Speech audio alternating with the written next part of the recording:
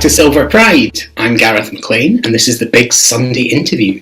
I am joined by Michelle Hardwick, who's currently in Emmerdale.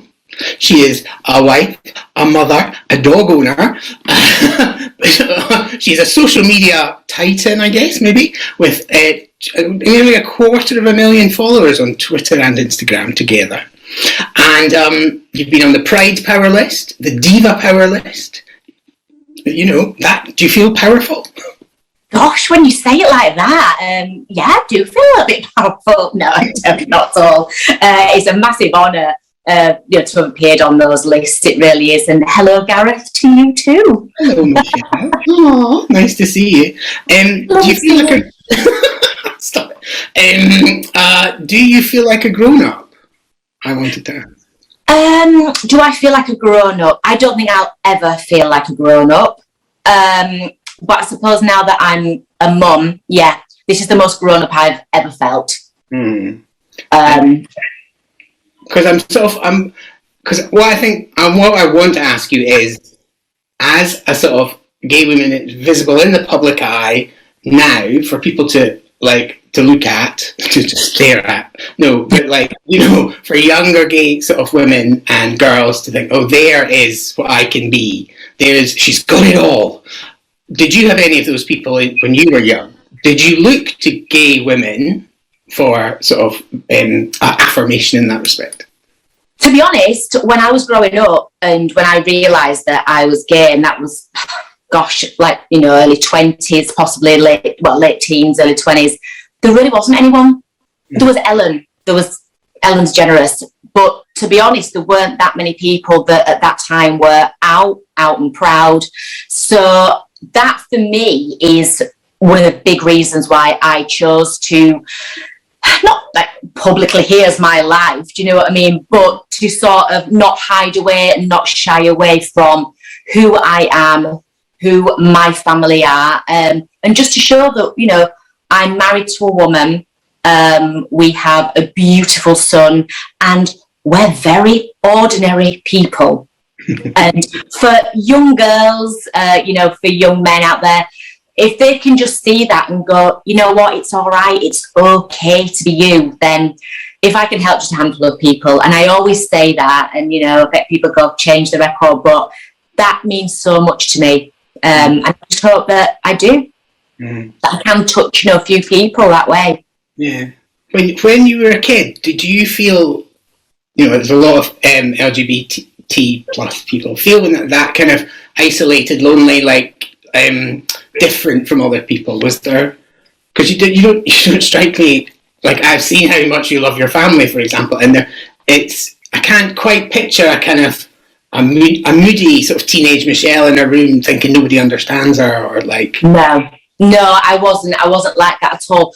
But I didn't actually realise I was gay till I was sort of 17, 18, by which point I was out away working. So that was when I sort of realised, that's when I sort of found myself who I was. But growing up and at school, maybe in a way, because I didn't know at that point, maybe that was easier for me. Maybe if I had have known, I might have locked myself in the bedroom more. But yeah, I certainly wasn't. I wasn't that moody teenager that was locking themselves away in the bedroom. I'm so sorry if you can hear my wife bathing our son, singing to him, and it's quite loud. I'm so sorry. What is she singing? She's got such a lovely voice. What is that she's singing? I can hear her going, splashity, splashity, splish, splashity, splashity, splish. Oh, she knows that I'm doing this. So sorry. That's okay. So, as to the couple, your dog will start barking in a minute. I know. And you mentioned that at 17 you were out working. You'd obviously started acting a lot earlier.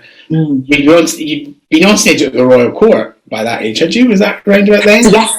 That's correct. That's when I got my first professional job. I was 17 years old, and that was at the Royal Court Theatre upstairs. And if you think leaving school at 16, and I went to sort of resit a few GCSEs at college. I left school when I could and then went to college because I thought that was a bit more grown up. And then auditioned for this show down in London with quite a lot of people, and didn't think at all that I'd get it. My mum and dad were hoping that I wouldn't get it because I was 17 years old and you're living in London, and at that age then without a chaperone. But I got it, and it was wonderful. And it was a four-hander with Sue Devaney and the wonderful Lorraine Ashbourne, who's my circus. And it was amazing. And it was I think like 3 or 4 months down there, and it was just a really good time in my life. Yeah. Have you always been that? That's quite a brave thing to do, to audition for a show at the Core, to go to London at that age. That takes guts. Yeah, brave or stupid, don't know. Looking back now, if that was Teddy, I'd be like, no, absolutely not. But yeah, I just think, because it's just something that was within me. And like I say, I think when I was auditioning, I didn't actually think I'd get the job, because you sort of never, well, I certainly don't. Whenever I go for auditions, I never think I'm going to get the role. And then kept getting a recall, then it was like, oh, you're down to the last 2 for that particular role. And then, got the job. It's like, woo, okay, now what happened? I have to do the job. Yeah. You stay in bed till 5 o'clock in the afternoon. So you took that audition process is brutal. You've obviously, do you think you're a working actress? Because that is how you describe it. Yeah, jobbing actress, without a shadow of a doubt. And still am, even though I've been in Emmerdale now, 9 years. I would always just class myself as a jobbing actress, because you don't know what's around the corner, and especially in a soap, you don't know, you have these yearly contracts, and it's always storyline led, so you don't know where your characters, that story's going to end up, and of course, Kate works at Emmerdale, and then you always get those certain people, oh, well, your job's safe. But actually, it really isn't, because anything's to be discussed about Vanessa, Kate leaves the room and she's got no part of it. Do you know what I mean? So it's absolutely, it's not a scary thing not knowing how long you're going to be in a job, because that's the beauty of this career, really. You know what I mean? It's like you've got no idea what's coming next. Have you ever got to a point with Emmerdale before thinking, actually, I'm ready to leave? Has there been those moments up until? No, there hasn't really for me, because I think I've done so much theatre, I've done a lot of touring, and I've done pantomimes, farces, so much Shakespeare. And then, of course, I did The Royal, which was the Sunday night drama, Good Morning, The Royal, for quite a few years as well. So I feel like, for me, at the moment, I've sort of done everything that I want to. And I'm now that, we've started our family, and Emmerdale Studios is literally just up the road. It's very handy. So no, I'm at the moment. I'm quite happy where I am. I mean, to tell you the truth, I've not been there for so long. You can't remember the way, can you? You're like, do I have a job? Well, because of COVID, I had to leave in March 2020, so I've not been there forever. And I was always going to take the year off from when Teddy was born, so it's just been a little bit extended. Make the most of a pandemic. Soaps are interesting, though, I think, and because this is Silver Pride, we shall touch on your age, if you don't mind. In that they are one of the few places in television where older women, older actresses, can really make a mark and sort of be centre of the show, whereas generally in dramas, it's like older man, younger woman who's improbably attracted to this old man. Is it? As an older actress, do you think, I should stay put here? How does that feel? I think at the moment, there's a bit of a shift, and I think, you've got your Sarah Lancashires out there, and you've got Sheridan Smith, I think maybe just a little bit, couple of years younger than me. You've got Saran Jones. You've got actresses who are in 40s, 50s now, whatever, and they're getting the good roles. You've got Olivia Colman, and I just think at the moment there has been a shift, and you'll put a drama on ITV, BBC, whatever, and it's quite quite female-led at the moment, which is fantastic. So for me, that doesn't really, I wouldn't think, oh, well, I can't leave Emmerdale because I'm scared that I won't get another job. I don't think you can ever think like that, because you just need to do it for the passion. You know, if you're not happy in one job, then leave and go to another one. Do you know what I mean? If you thought that the storylines or whatever dried up for your character, whereas for me, I think there's quite a long way to go yet for Vanessa. Hopefully, anyway, because she's only just discovered herself as well in the show. Because you did say it's 9 years. You were introduced. I have done some research. You were introduced with 3 other characters, all of whom are dead. What is the key to surviving? No, they're not dead. They just aren't in the show anymore. What do you think it is about Vanessa as a character that's made her enduring? I don't know. I think she's quite. When she first came in, she was quite, she was this bubbly party girl, loved a drink, loved a laugh, loved her mates, and she wasn't tied down to anyone. She didn't have a partner. And so I just think with Vanessa, I think she's quite relatable to a lot of people. Well, I'd like to think she is anyway. So in that respect, like especially like the messages that I get from people, I do think, she not like, oh, they feel safe when Vanessa's on, but she is relatable to like I say, to a lot of people. So yeah, that's all I can think really. Why?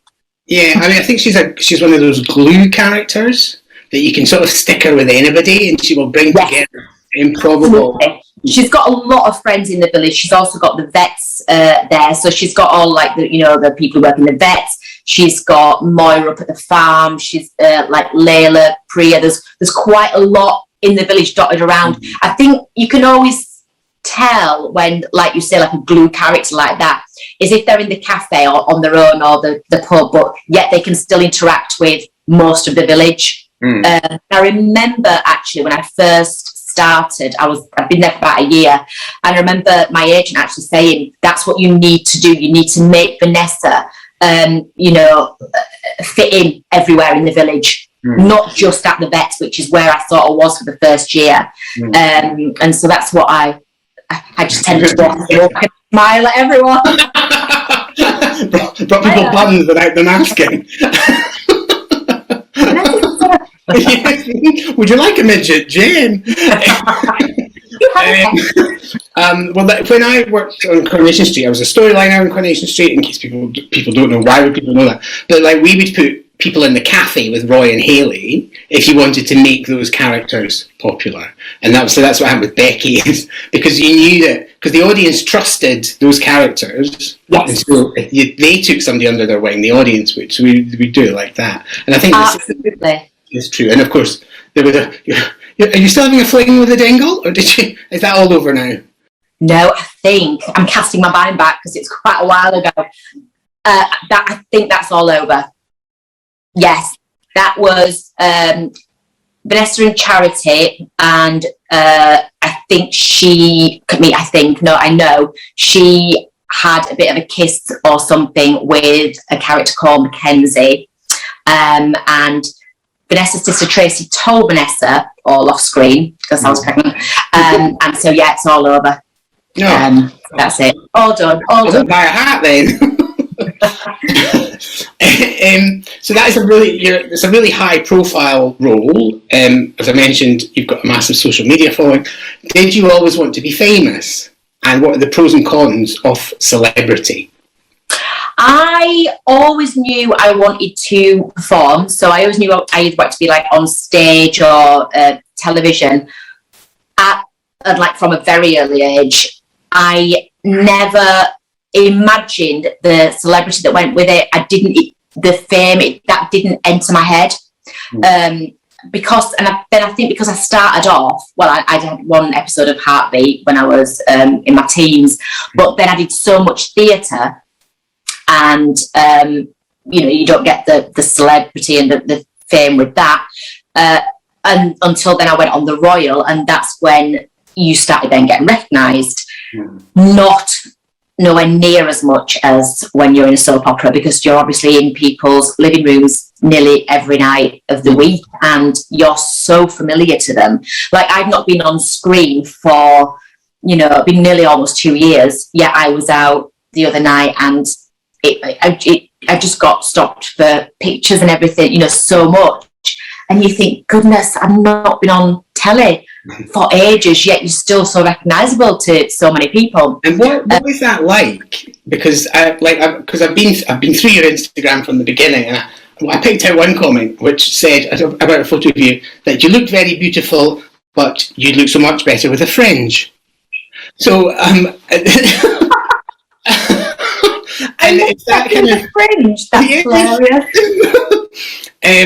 And that sense of ownership that people have over sort of people. Oh yeah, they do. Then people aren't afraid to tell you what their preferences were, and it's not so much sometimes about you, but it's about your character. Mm-hmm. And I think a lot of people do get the two mixed up, and gets a bit foggy. But yeah, also it's the good and the bad as well, because there's some not very nice people on social media, as we all know. But that's just part of it. And, people could say, well, come off social media. But then I think, well, there's only like 1 or 2 people that are like that. And then there's quite a lot of others that are very, very lovely. So why should I? Do you think that kind of trolling and sort of negativity has got worse more recently, or? Yes, massively, without a shadow of a doubt.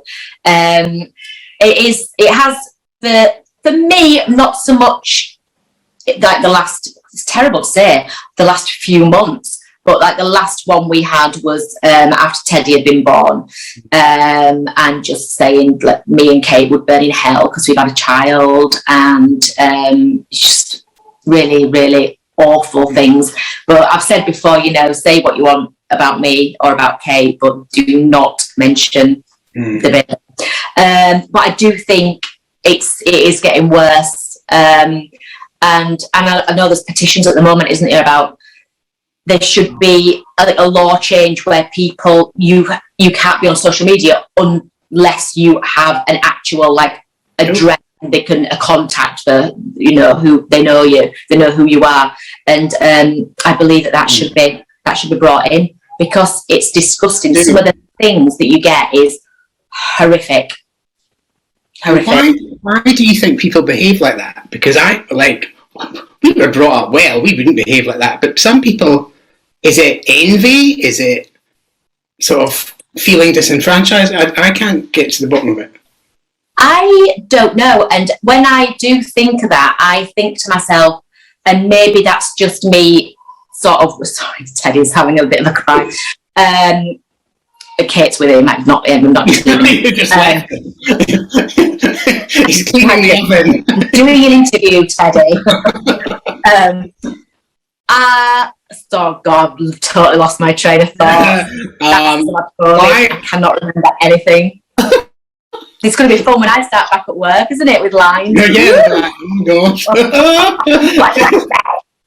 Just carry these cups over to there. It'd be like 2 soups, like Julie Walters. Why do you think people are so horrible on the internet? Oh, yeah. So, thanks, Gareth. I think, I tell myself, I think they're bored. And then that's as far as I will allow to think that they're that's, that they're not that malicious and and they're just bored little people sat behind the keyboards having a laugh. And it could be, I always think to myself, it could be your bank manager, it could be the person who works at your local florist. Do you know what I mean? It's probably not, but it could be. Yeah. And you just don't know. And that is the thing, nobody knows. Yeah, nobody knows. So that anonymity does provide people with. I've had a couple of years ago, it was that bad that the police had to be involved. Yeah. So was that homophobic abuse or misogynist abuse or all the abuse? Just abuse. Just abuse. Yeah. Just wanting me to die and things like that. So yeah, but they didn't mention because I was gay or anything like that. It was just it was from men. Mm-hmm. So yeah, don't know. So yeah, Threatened by a strong woman. Pardon? Threatened by a strong woman. That's always that. It's the danger, isn't it? Yeah. So you are gay, and you are married and have a wife and a child. As a gay man, I thought that, well, I don't have any sort of paternal instincts at all, and I felt that as an option was closed to me when I realised I was gay. Did you always want to be a mum? And did that run in parallel with your sexuality? Yeah, I've always wanted to be a mum. And as I was in my 20s, and got into sort of early 30s, I sort of thought to myself, I don't know whether this is actually going to be possible. And I don't know, it's meeting the right person for a start. It's meeting somebody who also wants to have children. Because I've had previous partners that didn't want children. And I remember that was, my gorgeous mum. That was her. She just went, that was her thing. She just said, oh, I thought I was expecting you to have children. And I said, well, mum, I probably, hopefully still will have children. But as in, if I was straight, I might not meet somebody. I might not meet a man that, wants children, or, the love of my life might be the man who doesn't want any children or can't have children. Or, there's so many avenues, really. But then, of course, I met Kate, and the way we did it was just so perfect for us too. Kate's a little bit younger than me. So it was Kate's egg that was implanted into me, and it worked first time, and we couldn't believe it, and we're just absolutely thrilled to bits. So yeah, we got married, and then literally the year later was pregnant. She did it the right way around then, as my granny. She did it the right way around. Yay! You've been really kind of brilliantly open about your IVF journey and all of that. That's empowering for people as well in a different way, I think. And reaches a different audience from the gay audience. Does that make sense?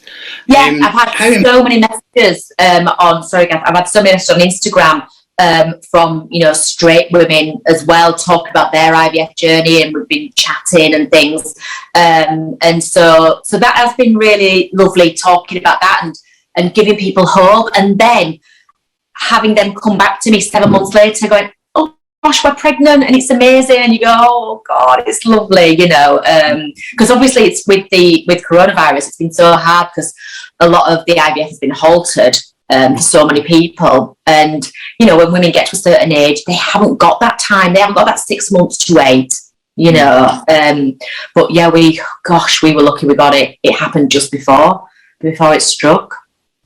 Is it scary becoming a mum? Yeah, every day, every single day, but you're rewarded every single second, and that massively outweighs any of it. But every minute is scary because you're like that, and especially because he's crawling everywhere, pulling himself up, is wanting to stand on his own. I'm like, Teddy, you're 9 months, just hang on a little bit. But he's amazing, and we can't believe we've got this blue-eyed, blonde-haired child. It's just gorgeous. We're just absolutely head over heels. It's just gorgeous and just made our world. And how do you cope with, obviously, culture, society makes women feel guilty about all their choices, but we punish mothers especially hard, I think. How do you maintain a kind of healthy kind of disregard for the guilt and all of that stuff? How easy is that? I think, because the thing for me at the moment, Kate's back at work. So literally she comes back in and she's not seen him all day if she's been in the office, because she, to do a lot of working from home as well. But if she's been away all day, and she can't bear it, and literally she's in home in time for, if she's lucky, tea and bath, and then it's bedtime. And I've got all that to come when I start back work. And we're very lucky because my mum and dad live around the corner, so they're going to be looking after Teddy for us, thank goodness. But it's going to be very hard, and I've not really experienced that as such yet. So I'm looking forward to going back to work in a sense. Of course I am, and seeing people and things, and getting back, using my brain again. But I'm not so much looking forward to having to say bye to Teddy on the morning, and then sometimes it's been a really long day, 7 while 7, coming back, and then you've missed bath and it's bedtime. Oh, don't. Fine, I've still got a few months. Because Teddy will be a year in October. That's quite. Yes. I mean, it's quite an amazing setup, I think, that you've got insofar as you're such a solid family. And I mentioned your family before, and you're obviously really, really close to them. Yeah. That must be nice. It's gorgeous. And so I've got a younger brother, and he's got 2 children, Lydia and Daniel, and they're a little bit older now. They're 12 and 9. So they've got this new baby cousin that's come along, and it's amazing. But also I've got quite a big family, and I've got 2 other cousins that have just had babies.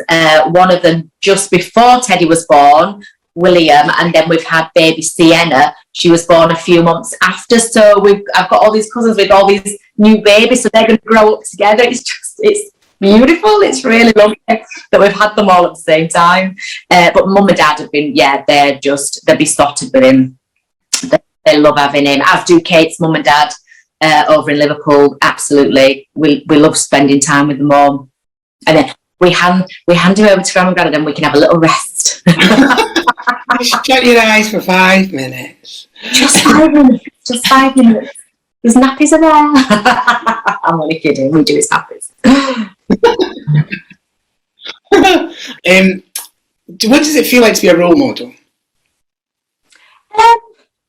Gosh, I suppose I don't really look at myself as a role model when I'm just sat here with not washed my hair today, and but yeah, and then I suppose I am, because I know that from the amount of messages I have had from young girls and women, and yeah, it does feel lovely because, like I said, I didn't have that person, and that is definitely why I knew as soon as I was in Emmerdale, I thought this is a great platform now that I can use to say who I am and help as many people as I can.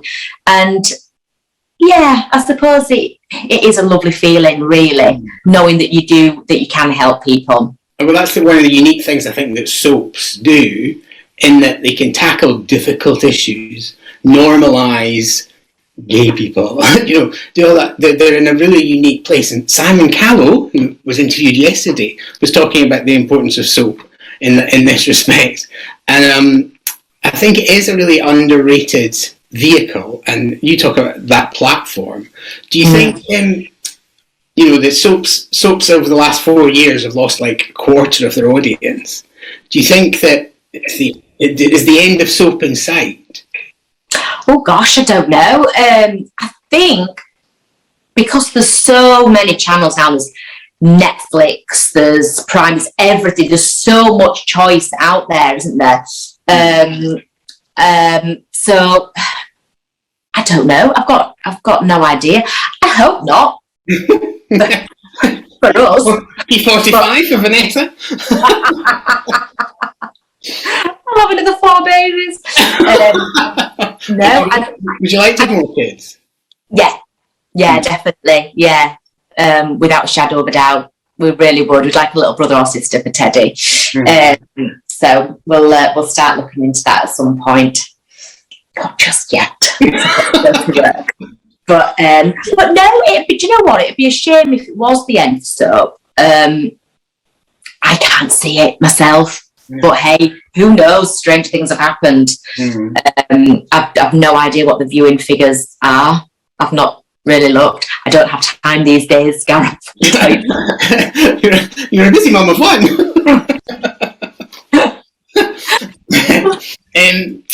So I said I'd done my research. I had looked up your reviews at the Royal Court. You were described as quietly intense. Oh my goodness, really? Yes. How have you found these? Oh, see, I have my ways. I also spoke to somebody who was telling me that you can't butter toast properly. That's my wife. My wife has told you that, hasn't she? How do you butter toast incorrectly, Michelle? Kate hates the way I make toast because she always buys or makes us buy the butter that's really hard. And then it's just, how do you butter that? And I used to end up with a load of holes and it just gets me really mad. And it's like, just buy some soft margarine and then it'll go on dead easy. So yeah, I can't believe she's told you that. She hates the way I make toast. Yeah, I can't butter toast. And no, I can't. And then now and again, when I do make it really nice, she's so surprised. But Teddy started eating toast now and she's like that, I'll make it for you. I go, I can make it for him. It's I can't believe she told you that. Well, she also told me that you finish her sentences. Yeah, I do. And you're obsessed with hotel parking. And you look at the parking before you look at the actual hotel. Isn't that true? Yes, I do. Yes. Oh my goodness. Right, first of all, can we go back to the sentence thing? The reason I do with Kate is because she takes so long to talk and I'll just finish it for her and she goes, and I go, well, you need to hurry up. You need to talk quicker. But yeah, the parking thing, yeah, it's if we go anywhere, we went to the Theatre Royal. Oh, it's nice to say that. In St Helens yesterday. Straight away, I said I was driving. I went, "Is there any parking? Have you found out?" I said, I said, "We'll have to Google it." So I was there googling it. No theatre car park. So I'm going, so okay, I found one nearby, and then I know. And any hotel, yeah, if we go stay somewhere or a pub or something, I have to look and see if there's a car park first. Yeah. Well, there's nothing worse than you turning up somewhere and you go, oh, where do we park? And because she's telling on me, Kate is always late for everything. We're always on the last minute. So it isn't like we can just leisurely then go find a car park because we'll be late for whatever because Kate is on the last minute. I can't believe she told you about the toast. And apparently board games get out of hand in your house. Yeah. Would you like to tell me about that? It was during lockdown last year and we were playing Cluedo in the garden. And I taught Kate how to play it. She didn't know how to play it. And yeah, because she's always just dead good at everything straight away and she just gets dead smug. But I tell you what she bought me, I don't know if she told you this, she got me one of those Roxys, for Christmas where you can put it on your television and there's karaoke on it and there's quizzes and there's like a Name That Tune quiz thing. And I fell out with her on Christmas. She was just beating me. So yeah, I'm not a very good. I'm still a bit of a bad loser, really. I'm quite competitive. Are you? With yourself and with other people? I mean, she did tell me why she loves you as well. Would you like me to read that out too? Did she? Yeah, she did. I mean, I had to ask her twice for this part, but no, she was very forthcoming with all this information. You're the most wonderful mum. The pair of you laugh like no one else. You see the good in people because you are the good in people. And there's no one she'd rather dance around the kitchen with. And you bring out the daft in each other. Oh, that's gorgeous. And we do bring out the daft in each other. And we do dance around the kitchen most Thursday or Friday nights. We have a little kitchen disco with Teddy. Oh, that's gorgeous. Is it what's? It must be nice finding love like that. I was going to say at your age, that would be really rude. Listen, Gareth, I'll take it at any age. It's fine, love. Yeah, it is. And with Kate, I mean, I know she's just said all that then, but oh God, because it just sounds so cliche and blah. And if I was listening, I'd be like, oh my God. But we do make each other laugh all the time. And I don't know, it's just even silly things like we'll be watching TV and I go, oh, you know what they look like? I go, they look like a cross between so and so. And she goes, I can see it. And if she'll say that, I always say, we see the same things. And she goes, we dream the same dream. And we always say, first to Belinda Carlisle. We've just, yeah, we are very, very alike. We've got the same values in life. We laugh all the time at everything, apart from when we're playing board games and the name that tune. But yeah, I feel very lucky. We've established you're a lovely wife. But how good a friend are you? Can you tell me about going to the bathroom at Fiona Wade's wedding with one Laura Norton?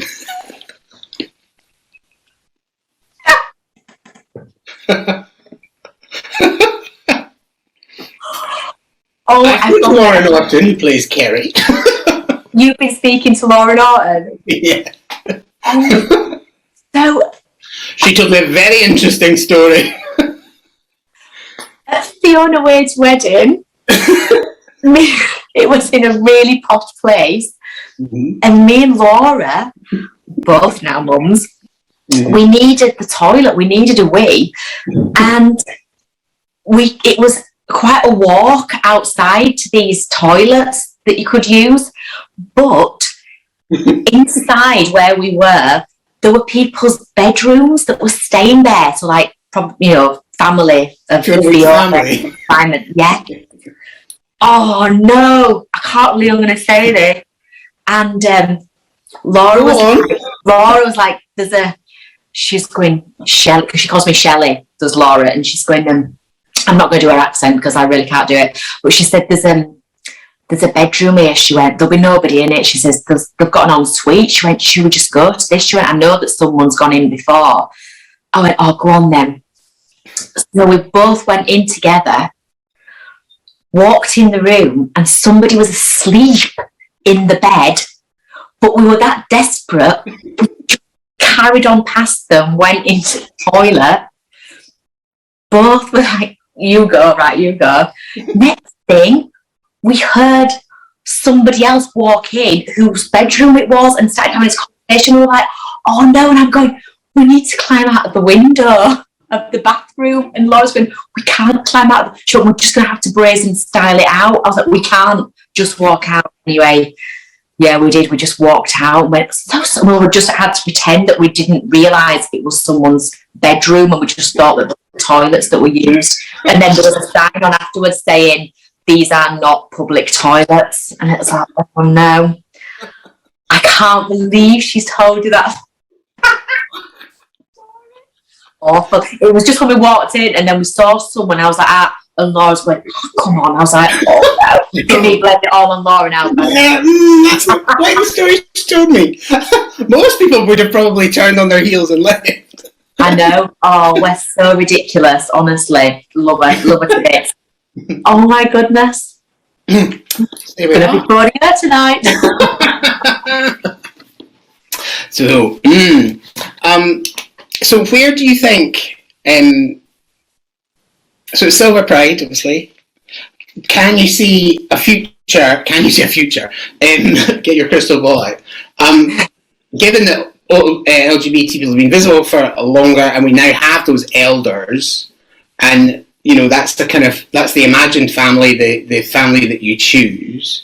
How plugged into that? How important do you think that is for sort of younger generations to see that there are older generations there living ordinary lives like yours? That's your word, not mine. I think your life's rather extraordinary. But yeah. Well, not your life, but you are rather extraordinary, and so is Kate. Yeah, how important do you think it is to have that kind of heritage that's visible?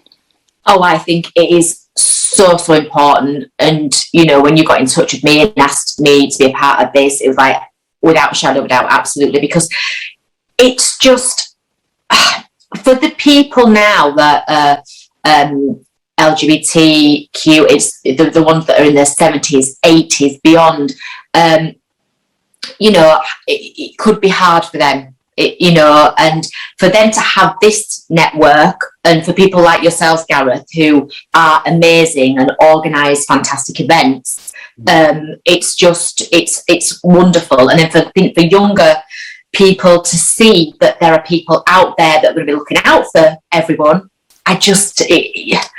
it warms my heart, and I think it is so important, and it needs to be carried on. And I think it always, you know, will be.